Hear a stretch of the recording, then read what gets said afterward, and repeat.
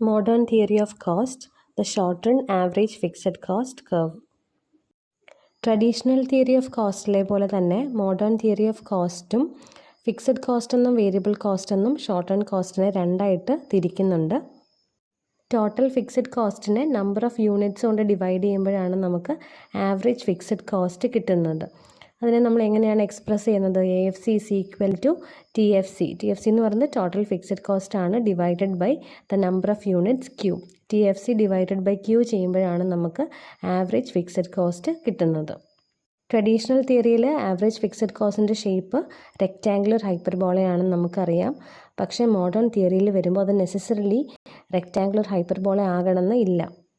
Average fixed കോസ്റ്റിൽ നമ്മൾ ഉൾപ്പെടുത്തുന്നത് indirect ഫാക്ടേഴ്സിൻ്റെ കോസ്റ്റാണ്. അതായത് cost of physical and personal organisation of the firm. അപ്പോൾ ഇതിൽ എന്തൊക്കെ കോസ്റ്റ് വരുമെന്ന് നമുക്ക് നോക്കാം.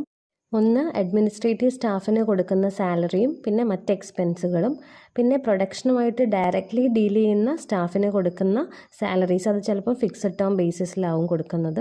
പിന്നെ മെഷീനറിയുടെ വിയർ ആൻഡ് ടെയറിന് വരുന്ന എക്സ്പെൻസസ്, ഡിപ്രിസിയേഷൻ കോസ്റ്റ്, പിന്നെ ബിൽഡിങ്സിൻ്റെ മെയിൻ്റനൻസിന് വേണ്ടി ചിലവാകുന്നത്, അതുപോലെ പ്ലാന്റ് എവിടെയാണോ ഇൻസ്റ്റാൾ ചെയ്യുന്നത് അങ്ങനെ ഇൻസ്റ്റാൾ ചെയ്യുന്ന ലാൻഡിൻ്റെ മെയിൻ്റനൻസിന് വേണ്ടി വരുന്ന expenses.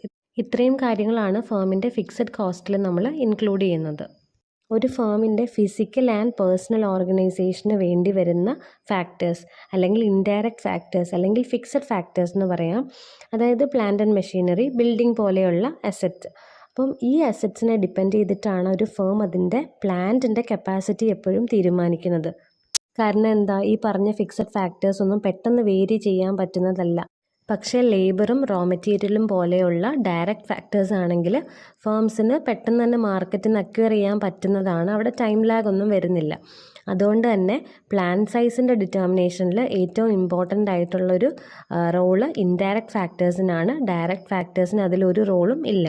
So modern theory of cost അനുസരിച്ച് എങ്ങനെയാണ് ഒരു ബിസിനസ്മാൻ അദ്ദേഹത്തിൻ്റെ പ്ലാൻ സൈസ് പ്ലാൻ ചെയ്യാൻ നമുക്ക് നോക്കാം. പ്ലാന്റിൻ്റെ സൈസ് എങ്ങനെയാണ് പ്ലാൻ ചെയ്യുന്നത് നമുക്ക് നോക്കാം. ഫ്യൂച്ചറിൽ എത്ര ലെവൽ ഓഫ് ഔട്ട്പുട്ടാണ് അവർക്ക് സെയിൽസ് വരുന്നതെന്ന് അവർക്കൊരു ധാരണ ഉണ്ടാവുമല്ലോ. അപ്പം ഈ ഒരു ലെവൽ ഓഫ് ഔട്ട്പുട്ടും ഏറ്റവും എഫിഷ്യൻ്റ് ആയിട്ടും ഏറ്റവും മാക്സിമം ഫ്ലെക്സിബിലിറ്റിയിലും പ്രൊഡ്യൂസ് ചെയ്യാൻ പറ്റുന്ന ഒരു പ്ലാൻ സൈസാണ് അവർ എപ്പോഴും ചൂസ് ചെയ്യുന്നത്. The plan size that enables the businessman to produce the level of output more efficiently and with the maximum flexibility. Maximum flexibility അവിടെ വേണം. എന്നാൽ മാത്രമേ അവർക്ക് ഈ ഡിമാൻഡ് മാറുന്നതിനനുസരിച്ച് അവരുടെ പ്ലാൻ സൈസ് കൊണ്ട്, എക്സിസ്റ്റിംഗ് പ്ലാൻ സൈസ് കൊണ്ട് അവർക്ക് ആ ഒരു പ്രൊഡക്ഷനിലേക്ക് എത്താൻ പറ്റുള്ളൂ. ഫോർ എക്സാമ്പിൾ, ഇപ്പോൾ ഒരു ഫേമിൻ്റെ expected average level of sales എന്ന് പറയുന്നത് 50,000 യൂണിറ്റ്സ് ആണെന്ന് അസ്യൂം ചെയ്യാം. അങ്ങനെയാണെങ്കിൽ ഒരു 80,000 യൂണിറ്റ്സ് എങ്കിലും പ്രൊഡ്യൂസ് ചെയ്യാൻ പറ്റുന്ന ഒരു പ്ലാന്റ് അവർ ഇൻസ്റ്റാൾ ചെയ്താൽ മാത്രമാണ് അവർക്ക് ചേഞ്ചിങ് ഡിമാൻഡിനെ മീറ്റ് ചെയ്യാൻ ഫ്യൂച്ചറിൽ പറ്റുന്നത്. അതായത് അവർ ഇൻസ്റ്റാൾ ചെയ്യുന്ന പ്ലാന്റിന് ഫ്ലെക്സിബിലിറ്റി ഉണ്ടാകണം.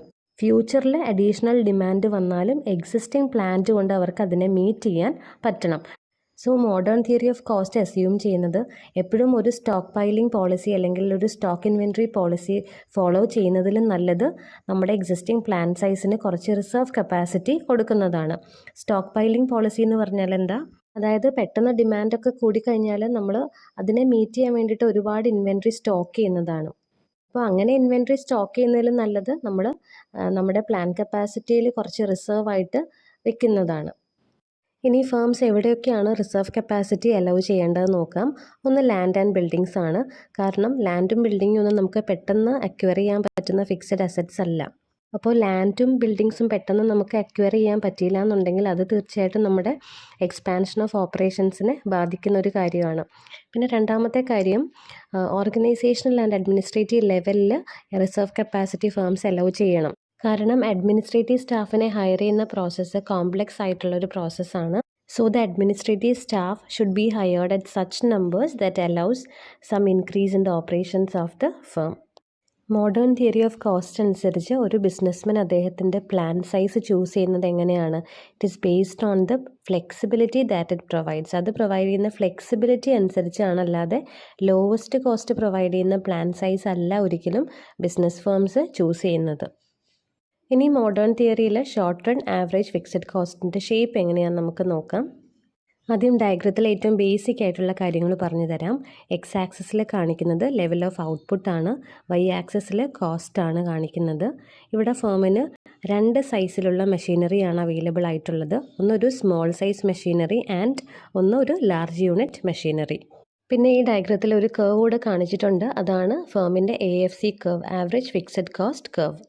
ഇനി നമുക്ക് കാര്യത്തിലേക്ക് വരാം. AFC കർവിൻ്റെ ഷേപ്പ് എങ്ങനെയാണ്, അതുപോലെ അതിൽ വരുന്ന ചേഞ്ചസ് എങ്ങനെയൊക്കെയാണെന്ന് നോക്കാം.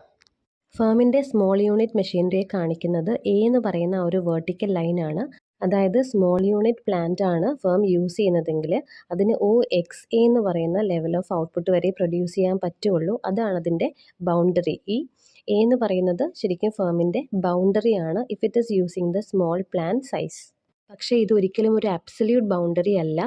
ഡിമാൻഡ് എപ്പോഴെങ്കിലും കൂടിക്കഴിഞ്ഞാൽ ഫേമിന് ഈ ഒരു പ്രൊഡക്ഷൻ ലെവലിൽ നിന്ന് കുറച്ചും കൂടി പ്രൊഡ്യൂസ് ചെയ്യാൻ പറ്റും. കാരണം അതിന് റിസർവ് കപ്പാസിറ്റി ഉണ്ട്. അതുകൊണ്ട് റിസർവ് കപ്പാസിറ്റി എൻഷുർ ചെയ്യാൻ വേണ്ടിയിട്ടാണ് അവിടെ ഒരു ലാർജ് യൂണിറ്റ് മെഷീൻ്റെയും കൂടെ ഫേം വെച്ചേക്കുന്നത്. സോ ഫേമിന് short run expansion of output boundary B വരെ പോസിബിൾ ആണ്. അതായത് ഫേമിന് OXB ലെവൽ ഓഫ് ഔട്ട്പുട്ട് വരെ പ്രൊഡ്യൂസ് ചെയ്യാം. ഇനി ഫേം എങ്ങനെയൊക്കെയാണ് അതിൻ്റെ ഔട്ട്പുട്ട് എക്സ്പാൻഡ് ചെയ്യുന്നത് നമുക്ക് നോക്കാം. 2 രീതിയിലാണ് ഫേമിന് അതിൻ്റെ ഔട്ട്പുട്ട് എക്സ്പാൻഡ് ചെയ്യാൻ പറ്റുക. ഒന്നിൽ അതിൻ്റെ ഡയറക്റ്റ് ലേബറിനെ കൂടുതൽ സമയം വർക്ക് ചെയ്യിപ്പിച്ചുകൊണ്ട് ഔട്ട്പുട്ട് എക്സ്പാൻഡ് ചെയ്യാം. അപ്പോൾ ആ കേസിൽ AFC എന്ന് പറയുന്നത് CD എന്ന് പറയുന്ന ഡോട്ടഡ് ലൈൻ ആണ്. ഇങ്ങനെ ഡയറക്റ്റ് ലേബറിനെ കൂടുതൽ മണിക്കൂറുകൾ വർക്ക് ചെയ്യിപ്പിച്ചുകൊണ്ട് പ്രൊഡക്ഷൻ കൂട്ടിക്കഴിഞ്ഞാലും AFC കർവ് ഫോളിങ് തന്നെയായിരിക്കും. അത് ഡയഗ്രം നോക്കിയാലും മനസ്സിലാവും. ഡൗൺവേർഡ് സ്ലോപ്പ് തന്നെ അത് കണ്ടിന്യൂ ചെയ്യുന്നുണ്ട്. ഇനി വേറൊരു രീതിയിലും ഫേം അതിൻ്റെ ഔട്ട്പുട്ട് എക്സ്പാൻഡ് ചെയ്യാൻ വേണ്ടി പറ്റും. അതെങ്ങനെയാണ്? Additional units of machinery use ചെയ്യാം.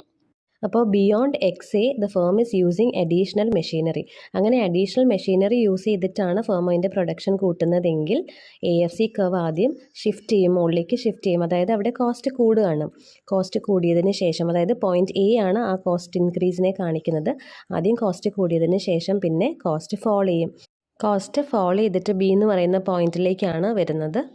അപ്പോൾ ഔട്ട്പുട്ട് എക്സ്പാൻഡ് ചെയ്യുന്ന 2 മീൻസാണ് നമ്മൾ പറഞ്ഞത്. ഒന്ന്, ലേബറിനെ കൂടുതൽ ടൈം ഓവർ ടൈം വർക്ക് ചെയ്യിപ്പിക്കുക. അപ്പോൾ ആ കേസിൽ AFC എന്ന് പറയുന്നത് ഫോളിങ് തന്നെയായിരിക്കും. CD എന്ന് പറയുന്ന പോർഷനാണ് അത് കാണിക്കുന്നത്.